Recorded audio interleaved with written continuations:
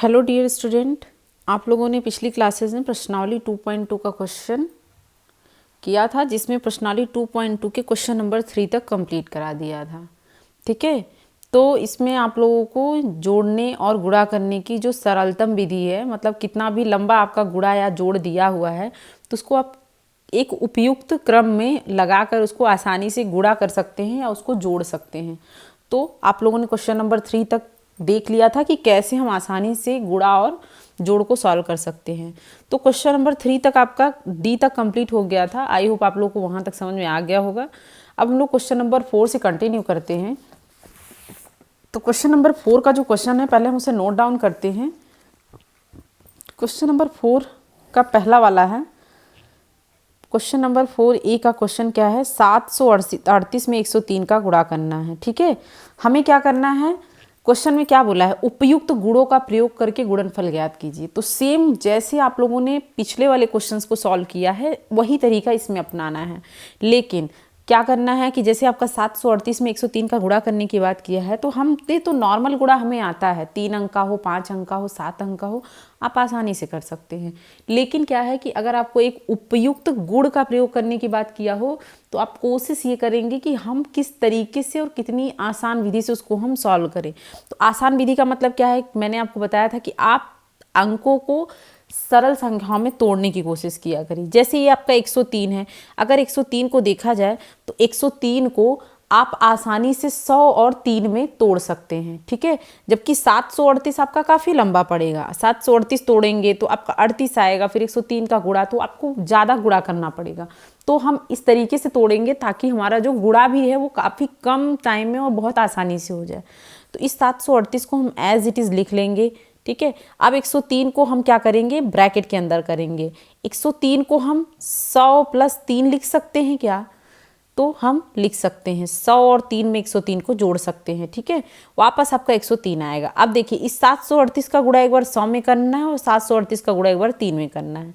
तो 738 गुणे 100, फिर प्लस का चिन्ह लगा है, लगा दीजिए, फिर 738 का गुणा आपको 3 में करना है। ठीक है, इस तरीके से आपका गुणा थोड़ा आसान हो जाएगा।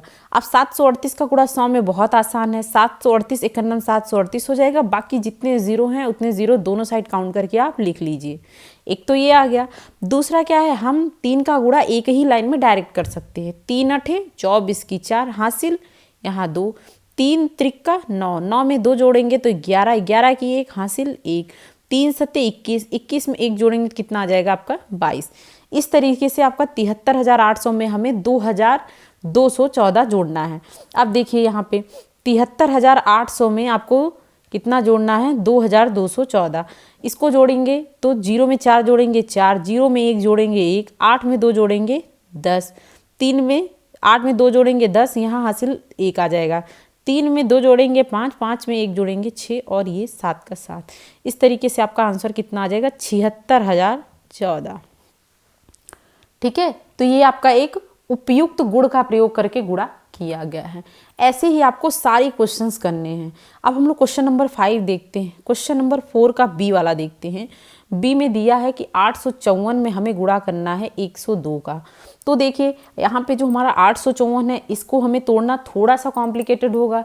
लेकिन 854 को तोड़ तो लेंगे, लेकिन आपको 102 का 2 बार गुणा करना पड़ेगा, एक बार 800 में, एक बार 54 में। तो कोशिश ये रहेगी हमेशा कि हम सरल से सरल संख्याओं में उसको तोड़ें। ठीक है, तो यहाँ पे क्या हो जाएगा? 854 की जगह पे आप 854 लिख लीजिए। उसके बाद 102 को आप 100 और 2 में आसानी से तोड़ सकते हैं। ठीक है, अब यहाँ 854 का गुणा एक बार आप 100 में करेंगे, फिर आप 854 का गुणा एक बार 2 में करेंगे। तो देखिए यहाँ पे 854 का गुणा जब आप 100 में करेंगे तो फिर एक आंसर आएगा, फिर प्लस, फिर 854 का गुणा आपको 2 में करना है।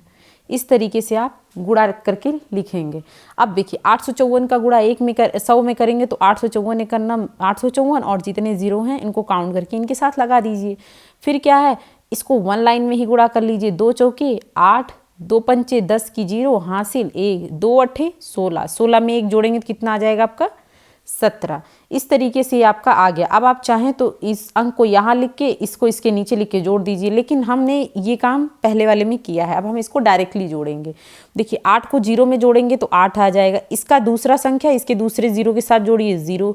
इसका तीसरा संख्या 7 है, इसका तीसरा संख्या 4 है, तो 7 में 4 जोड़ेंगे तो 11 हासिल 1 आ जाएगा। इसको आगे वाली संख्या पे लगा दीजिए।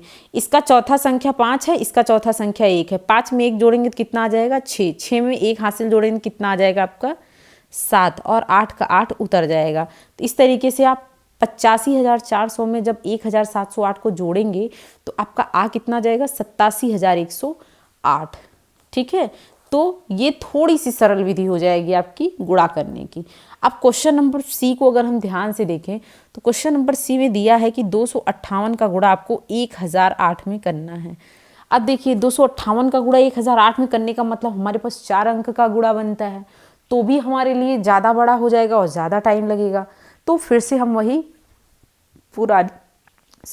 पुरानी विधि ही अपनाएंगे। पहले हम क्या करेंगे, अंकों को तोड़ेंगे। तो ये हो जाएगा आपका 258। अब क्या है 1008 को तोड़िए, ये हो जाएगा 1000 प्लस 8। एक बार 258 का गुणा 1000 में करना है, एक बार 258 का गुणा 8 में करना है। तो ये हो जाएगा 258 गुणे 1000 प्लस 258 गुणे 8। ठीक है, अब क्या है 258 का गुणा 1000 में करेंगे तो हो जाएगा 258 एक नाम 58, 258, बाकी तीनों जीरो इसके साथ लग जाएंगे। फिर 258 का गुणा 8 में करना है, तो इसका हम वन लाइनर में भी गुणा कर सकते हैं। तो ये हो जाएगा 8 अठे 64 की 4 हासिल 6, 8 पंचे 40 6 46 की 6 हासिल 4, 8 दूनी 16 4 20। ठीक है, इस तरीके से आपका जो ये संख्या है इसमें हम 2064 को जोड़ लेंगे। 2064 को जोड़ने का आप एक लाइनर वाला विधि ही यूज़ करिए।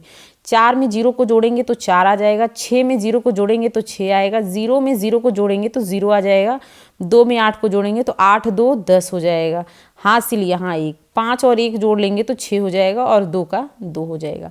इस तरीके से आपका आंसर कितना हो जाएगा यहाँ पे इकाई, दहाई, सैकड़ा, हज़ार, 10,000, लाख, 2,60,064 आपका आंसर आ जाएगा। ठीक है, हमारा क्वेश्चन नंबर सी सॉल्व हो गया। अब हम क्वेश्चन नंबर 4 के डी पे चलते हैं। क्वेश्चन नंबर 4 के डी में हमारा क्या कहा है कि 1005 दिया हुआ है, इसमें आपको 168 का गुणा करना है। तो सेम वही चीज़ हमारे लिए 1005 को तोड़ना और गुणा करना बहुत आसान हो जाएगा। तो हम इसको 2 टर्म में तोड़ देते हैं। 1000 में 5 को जोड़ेंगे तो 1005 हो जाएगा, फिर 168 बाहर लिख देंगे। अब इस 168 का गुणा हम एक बार 5 में करेंगे, फिर 168 का गुणा एक बार हम 1000 में करेंगे।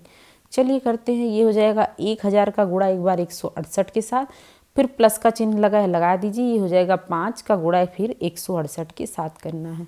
अब 168 इकन्ना में हो जाएगा आपका 168, इनके साथ जितने जीरो लगे हुए हैं सभी जीरो को एक साथ लिख लीजिए, प्लस लगाइए, फिर 5 अट्ठे 40 की 0 हासिल 4, 5 छंग 30, 30 में 4 जोड़ेंगे तो 34 हासिल 3, 5 इकन्ना 5 में 3 जोड़ेंगे कितना हो जाएगा 8। अब देखिए इस 1,68,000 में हमें 840 जोड़ना है। तो 0 में 0 जोड़ेंगे तो 0, 4 में 0 जोड़ेंगे तो 4, 8 में 0 जोड़ेंगे तो 8, और ये सारे ऐसे के ऐसे आपके उतर जाएंगे। इस तरीके से आपका आंसर कितना आ जाएगा 1,68,840। तो ये था हमारा क्या है उपयुक्त गुणों का प्रयोग करके हमने गुणनफल ज्ञात कर लिया है। अब हम लोग क्वेश्चन नंबर 5 की तरफ चलते हैं। तो क्वेश्चन नंबर 5 को बहुत ध्यान से पढ़िएगा, फिर हम लोग क्वेश्चन को लगाएंगे। ठीक है, क्वेश्चन नंबर 5 में क्या दिया है कि किसी टैक्सी ड्राइवर ने अपनी गाड़ी की पेट्रोल टंकी में सोमवार को 40 लीटर पेट्रोल भरवाया। ठीक है, कोई टैक्सी ड्राइवर है, वो क्या कर रहा है अपनी गाड़ी, उसके पास एक गाड़ी है, वो पेट्रोल टंकी जाता है और कब सोमवार को वो 40 लीटर पेट्रोल भरवा लेता है।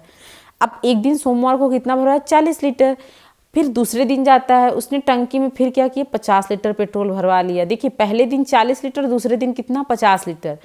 अब यदि पेट्रोल का मूल्य कितना है 44 रुपये प्रति लीटर है, 1 लीटर भरवाने का 44 रुपया है।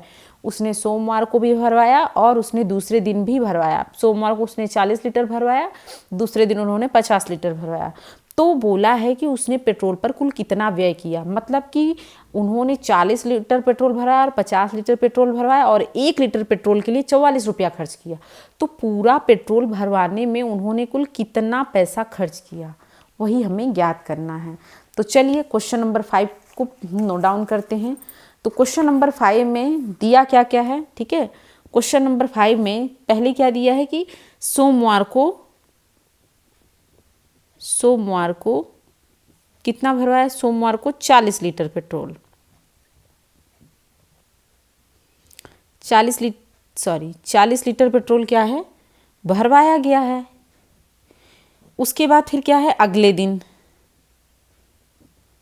दिन फिर क्या किए, 50 लीटर पेट्रोल भरवाया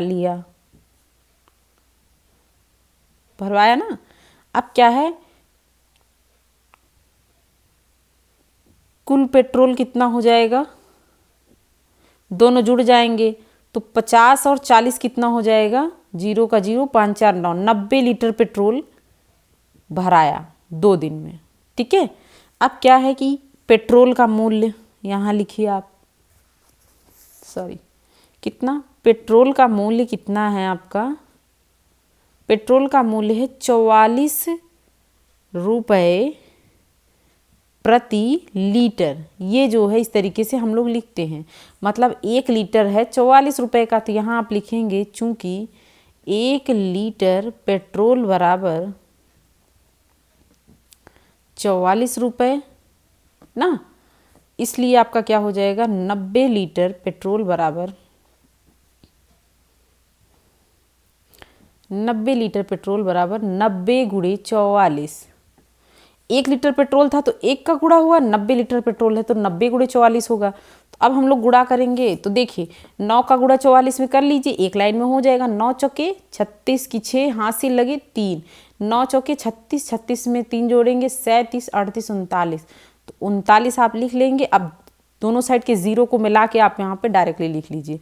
तो कुल कितना खर्च हुआ, कुल व्यय बराबर कितना हो जाएगा आपका 3960 रुपये, मतलब उन्होंने 90 लीटर पेट्रोल डलाने में 3960 रुपये खर्च किए हैं, ठीक है। अब हम लोग अगले क्वेश्चन की तरफ चलते हैं। क्वेश्चन नंबर 6 को ध्यान से पढ़िए। क्वेश्चन नंबर 6 में क्या बोला है, कोई दूध वाला है, ठीक है, कोई दूध वाला है, एक होटल को वह सुबह में कितना देता है, 32 लीटर दूध देते हैं, और शाम को वो कितना देते हैं, 68 लीटर दूध देते हैं, ठीक है। यदि दूध का मूल्य कितना है, 45 रुपये प्रति लीटर है, तो दूध वाले को प्रतिदिन कितनी धनराशि प्राप्त होगी। अब देखिए दूध वाला क्या करता है, होटल में ले जाता है, 32 लीटर दूध देता है, कब, सुबह की बात है, और शाम में वो कितना देते हैं, 68 लीटर 68 लीटर दूध देते हैं, और 1 लीटर दूध का उनको 45 रुपया मिलता है। तो सबसे पहले हम क्या करेंगे कि दोनों सुबह और शाम वाले दूध को हम जोड़ लेंगे, तो हमें पता चल जाएगा कि कुल कितना लीटर दूध वो दे रहे हैं। फिर हम क्या करेंगे, हमें पता चल जाएगा कि 1 लीटर दूध का मूल्य हमें पता है 45 रुपया है, तो दोनों को जोड़ने के बाद जितना लीटर दूध आएगा उसमें हम 45 का गुणा कर देंगे। इस तरीके से हमें पता चल जाएगा कि दूध वाले को कुल कितना पैसा डेली का प्राप्त होता है। चलिए ठीक है, क्वेश्चन नंबर 6 में सबसे पहले हम क्या लिखेंगे, दूध वाले की बात हो रही है। दूध वाला क्या कर रहा है, सुबह में 32 लीटर दूध देता है, ठीक है, सुबह में कितना देता है, 32 लीटर दूध देता है। दूध वाला दे किसको रहा है, दूध वाला होटल को दूध दे रहा है, ठीक है, बड़ा सा होटल है, उसमें सुबह में 32 लीटर दूध देते हैं, और शाम को कितना देते हैं,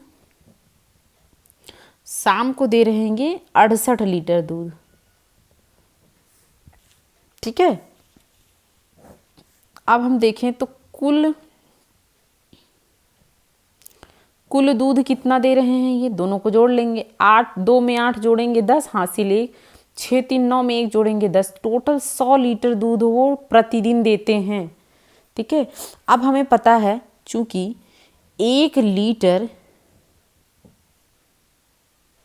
दूध का मूल्य बराबर, 1 लीटर दूध का मूल्य कितना है, 45 रुपया है, इसलिए 100 लीटर दूध का मूल्य कितना हो जाएगा, 100 लीटर दूध का मूल्य बराबर हो जाएगा 100 गुणे 45, ठीक है। तो अब हम 100 में 45 का गुणा कर देंगे। तो आपको पता है 45 से करना, हम 45 डायरेक्टली लिख सकते हैं, जितने ज़ीरो हैं उनको हम एज इट इज़ साथ में उतार देंगे। तो इस तरीके से आपका पता चल जाएगा 4500 रुपये। तो प्रतिदिन की धनराशि कितनी हो जाएगी उनकी? 4500 रुपये प्रतिदिन वो कमाते हैं सिर्फ और सिर्फ दूध बेचकर। ठीक है, इस तरीके से क्या होगा, आपका क्वेश्चन नंबर 6 सॉल्व हो गया। तो जब भी आपको क्वेश्चंस करना हो तो आप क्वेश्चन को बहुत ध्यान से पहले पढ़ा करिए। तो क्वेश्चन को पढ़ने के बाद आपका क्वेश्चन सॉल्व करना बहुत ही ज़्यादा आसान हो जाता है। अब हम लोग क्वेश्चन नंबर 7 की तरफ देखते हैं। क्वेश्चन नंबर 7 में बस आपको टिक करना है। पहले हम लोग क्वेश्चन को बहुत ध्यान से पढ़ेंगे, ठीक है। तो मैं इसको डायरेक्टली टिक करवा दूंगी। इसमें समझाने वाला जो है वो मैं समझा दूंगी, बाकी इसमें लिखने उखने वाला कुछ है नहीं। बोला है निम्न को सुमेलित कीजिए या मैच कराइए। देखिए इधर दिया है 425 को 136 के साथ गुणा किया है, तो इन्होंने क्या किया है, इस 425 को ऐसे ही लिख लिया है, बाकी इस 136 को कैसे 6 में 30 और 6 36 और 100 टोटल 136 हो जाएगा। इसको 3 भागों में जोड़ के तोड़ा है। तो ये क्या है, आपका योग तो किया है लेकिन कैसा, गुणा के वितरण के हिसाब से। ठीक है, ये क्या है, योग पर गुणन का वितरण है। जोड़े तो हैं लेकिन कैसा, गुणा पहले किए हैं, तो ये क्या होगा, गुणन का वितरण, गुणा को वितरित किया है। अब हम 425 का गुणा एक बार 6 में करेंगे, फिर 425 का 30 में, फिर 425 का 100 में। तो ये क्या है, गुणे को बांटा गया। वितरण मतलब होता है बांटना, लेकिन किस आधार पर, योग के आधार पर। योग का मतलब जोड़ के आधार पर। पहले तो हम डायरेक्ट गुणा कर रहे थे, ये हमारा डायरेक्ट गुणा हो गया, लेकिन हमने क्या किया है, पहले गुणन का वितरण प्रयोग किया है, गुणे को बांट दिया है, लेकिन कैसा, जोड़ के, तब हमने गुणे को बांटा है। तो पहला वाला आपका तीसरे में सही हो जाएगा। ठीक है, अब दूसरा वाला पढ़ते हैं। 2 गुणे 49 गुणे 50 है। ठीक है, 2 गुणे 49 गुणे 50 है। फिर इन्होंने क्या किया, 2 गुणे 50 गुणे 49। इन्होंने किया क्या है, 2 की जगह 2 है, 49 की जगह 50 आ गया, 50 की जगह 49 आ गया। तो इन्होंने क्या किया है, क्रम को विनिमय कर दिया, मतलब अदल बदल दिया। क्रम को हम अदल बदल सकते हैं, इससे कोई दिक्कत नहीं होगी, लेकिन इसके बीच में चिन्ह कैसा लगा है, गुणे का चिन्ह लगा है ना। तो क्रम विनिमयता मतलब होता है क्रम का बदलाव करना, मतलब अंकों को आप आगे पीछे लिख देंगे तो वही आपका क्रम का बदलाव हो जाएगा। तो ये जो है आपका इससे टिक हो जाएगा, क्योंकि हमने गुणे, यहाँ पे चिन्ह कौन सा है, गुणा है, और क्रम विनिमयता का मतलब होता है क्रम का बदलाव करना। ठीक है, अब आपका लास्ट बचा है, तो आप सोच रहे हैं कि इसको डायरेक्ट टिक कर दे रहे हैं। ठीक है, डायरेक्ट टिक कर दे रहे हैं, लेकिन आप इसे समझ लीजिए। देखिए क्वेश्चन नंबर तीसरे में क्या दिया है, 7वें के तीसरे में 80 है, 2005 है और 20 है। तो हम देख रहे हैं 80 की जगह 80 है, 2005 की जगह 20 आ गया और 20 की जगह 2005।